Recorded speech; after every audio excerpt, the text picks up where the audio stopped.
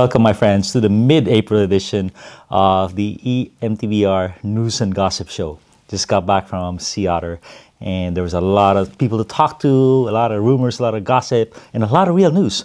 So hang on to the end of this video, and I guarantee you're going to learn something about the bike industry. So Sea Otter was a big show, a lot of people every day, a lot of companies, a few notables missing. I'll talk about that. But, people were generally optimistic, considering how the world is going, all the instability. People, they ride bikes, so they look forward to each and every day in business and at play. So the talk of the show was most definitely the DJI motor and the Specialized Gen 4 Levo. So let me focus on the DJI motor first. What's going on with this thing? So the DJI motor is called the DJI Avanox, and it is a tiny motor with so much technology that came over from another planet, from drones basically, and they brought everything they know to this motor. And it's available in Europe, and it's not available in the US. You can't buy it, it's not supported.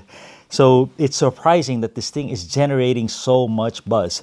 And they weren't even there, they didn't have a booth. I heard people were walking around, but how they generated buzz is they had two bikes, or other companies had two bikes that were there. One was forbidden. They have the Druid, a couple versions, a long travel and a short travel.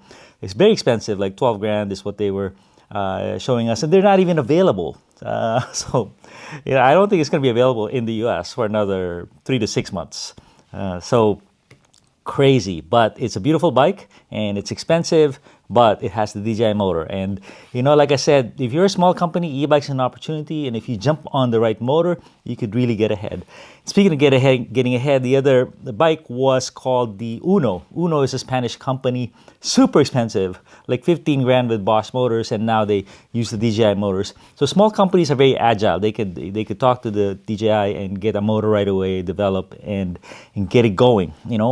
Big company like Trek or Specialized take 2-3 years to with their lead time. So that's the agility is their advantage. And so Uno didn't have a booth, but they had a bike there. And I don't think this bike's going to be available here in the US for a long time, and very expensive, probably $15,000. So crazy that these bikes are generating this much buzz. But what's going on is they have, if you don't know about DJI, click here for the bike I tested. But it's a very powerful motor, very flexible, very, very good. And the down tube is super small. With a 600 battery, 800 battery, super small. So, man, making all the right moves for sure. And in my research, there's a couple other companies that are having bikes available soon. T-Wing Bikes from China, and a company called Megamo. They have a lot of bikes in their website already. And Megamo has a bike for $4,999 with a DJI motor. So this motor is not approved in the US yet. I think they're working on their infrastructure. It's going to take a while. The Amflow bike, I have that. It was smuggled into the country. The motor's really good. The bike's not so good. But I'll have more info on that. And, it's not supported in this country yet. When we contact support, have some questions, they're all like, what country are you guys from? It says here that you're not where you're supposed to be, and it's not supported yet. So it's not even supported yet. So what makes DJI so special? I heard a couple rumors. One is their number one weakness right now is they don't have an extender battery. They just have a 600, 800, but guess what? Some manufacturers told me, extender battery, it's coming. They have version 2 in the works. They have like parallel teams working in series. So they're already working on version 2 of this motor.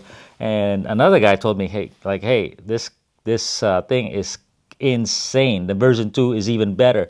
It's going to have automatic shifting. And I'm like, how do you do that? Oh, because when you connect the access to the DJI motor, they know when you're shifting, and they can control your shifting. I'm like, oh, okay. Yeah, the current Avanox motor on the Amflow bike, it knows what gear you're on. Not with any connection, it just knows. Just by calculations, by math calculations, and it's deadly accurate. So they're pretty crazy over there in the DJI world. So that's number one. Number two, give you some bad news, is Canyon lays off some US staff. And I'll link a bicycle retailer article right here. They didn't disclose how many, but I have a lot of friends there, and I can't imagine they survive because they're highly paid. And what's happening with layoffs and by companies, they usually get rid of the marketing manager or the the people related to spending money. If you're bringing the company money, they might keep you, like sales. But if you're spending money, they'll let go of you because they don't have any money to spend. So Canyon, definitely hard time, especially because of their battery fiasco, where their batteries were cracking for Shimano motors, and they are replacing those. They put those guys on hold for 3 months, 4 months, and now they're starting to give batteries. But some people say, "Oh man, I'm not gonna get my battery for till September," and that's gonna be 9 months without without my $10,000 Canyon e-bike, which I love. So definitely a lot of damage there, and they got to do some damage control, save their business, their brand, their customers. Okay, so that's Canyon. Number 3 is big news, and it is that bicycle retailer says that Specialized has announced their strategy for tariffs, and it's not good. It's not good. What is going to happen is they are going to put a 10% surcharge on all their dealers once they order more bikes. So I think dealers are gonna order a lot of bikes before May 1st. After May 1st, they're gonna have this surcharge, but you got to make a bet is what's gonna happen. So, and the 10% surcharge is gonna be like a light item, and they anticipate that their dealers will pass that on to you, the consumer. So if you want to buy a cheap turbo Levo, $8,000 for the low-end carbon, the Gen 4, you're going to have to pay another $800. Okay, so bad news, but that's happening. A lot of the other manufacturers say their pricing won't be affected because the orders have already been made. And, they'll wait for these things to sort out. So, a lot of turmoil there. I think for the most part, pricing is already calculated in because they already have the inventory, unless you keep reordering for big mountain bike manufacturers. For these commuter manufacturers like Aventon, Velotric, people I deal with in my channel, they're definitely all raising their prices this April, usually 10% to 15%, because they're shipped directly from China and they will be tariffed. They don't really hold a lot of inventory here in the US. Okay? Number 4 news is just a quick observation. There are a lot of cleaners at a Sea Otter. My friends, it's a lot of German folks too, putting real science, what do you call that, ceramic coating into cleaners, into the chains, hydrophobic. So really cool, and I am getting some samples from a bunch of these new high-tech companies. Let me know in the comments what you're using for a cleaner. We have Muck Off, of course, which is the great marketing brand. I mean, what a great company now, just from cleaners and lube and degreasers. But they have some companies that are kind of pursuing Muck Off and saying, hey, we see what you're doing, and we're going to put some real chemists and science behind this effort. Number 5, some actual e-bike news is, aside from DJI, is Specialized Gen 4 Levo stole the show. They definitely were the talk of the show. Huge booth, one side here and one side there, with all their staff, the CEOs and whatnot, and their VPs, just there, just talking, hanging out, and really cool to see. And they said the Gen 4 Levo, the demo for them, the demo fleet was big. It was gone by 9 a.m., 9:05, 9 a.m. because people start checking, start streaming into the venue. For the whole day, the demo was gone.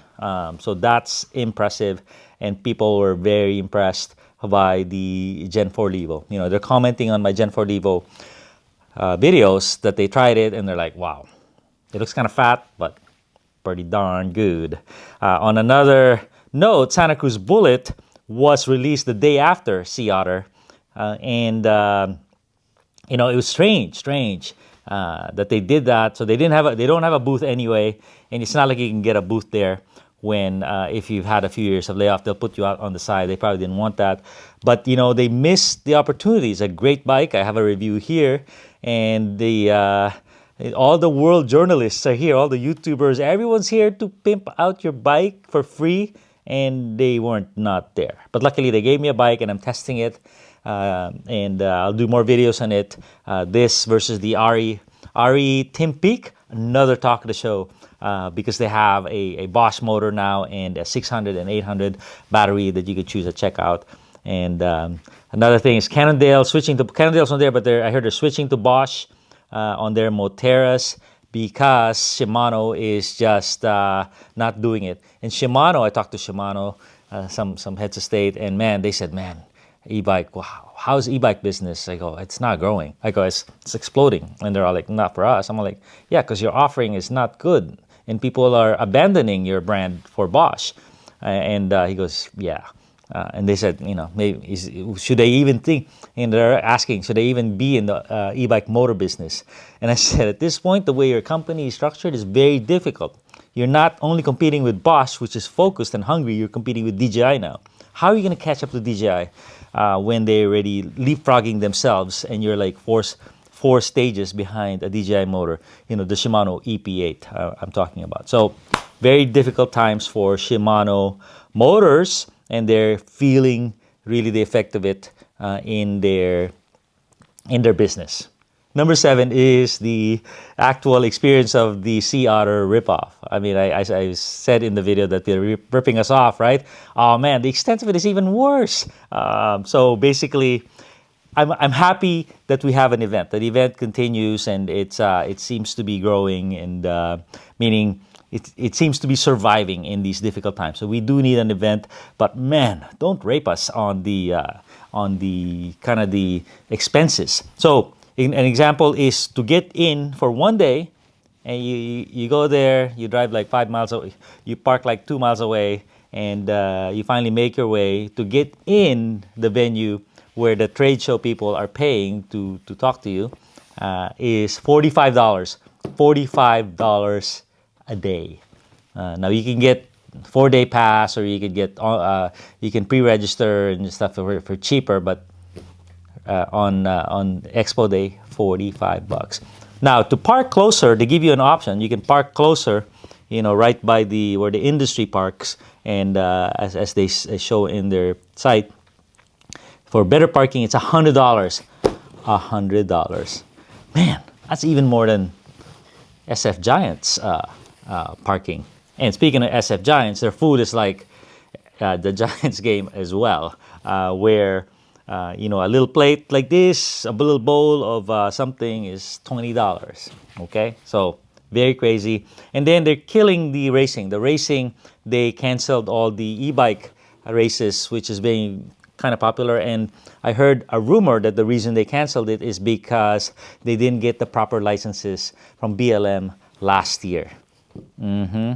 Right? So now BLM's upset and either delayed or declined the license this year. Just a rumor, but golly, dude, get it right. And then on the enduro racing, which is becoming very popular, you know, they hacked a couple courses and transfers where people were standing on side the hill, and they just kind of cut the grass and say, "Hey, get down that's your course." People are crashing. And finally, kind of a note that Sea Otter is still alive. I'm optimistic because it's about the people. You know, I took so many photos with industry people. A lot of people were there, and you know, it's just bike people, and I love it. Half of them asked me, you know, how's your son? Because my son grew up Sea Otter, but he wasn't there this year. He went to that concert in the desert, 1,000 degrees over there, and so we talk about kids, we talk about life, talk about family, and then so many people came up to me and said, "I love your channel. You helped me out. I love your candor. I love that you're not sold to the manufacturers. You're honest, but you're not a hater. You know, you're giving real, insightful input, some data behind your opinions. So I'll keep doing what I'm doing, and this channel is really growing. It's grown 140% in traffic and revenue in the last month, and it's even surpassed my channel that's paying the bills, RC Review, and this guy has now surpassed the traffic. It's seasonal, of course, some seasonality, but it's really cool to see that fruits of the labor are paying off. And I might even, I gave some industry folks, I used to give them beer, like Russian River, Pliny the Elder. I'd give them RC cars. And And Tony from Agura sent me a video after the show and said, "Hey, my son, my son's only 4, not even 4, and he loves your RC channel, and he loves the RC that you sent him. So I'll have more of these to give out, I think, because pretty darn cool." That's all I have for today, and spring is here. Let me know in the comments what you're buying next, what you saw at Sea Otter, and what you're looking forward to this year. Thanks a ton, everybody.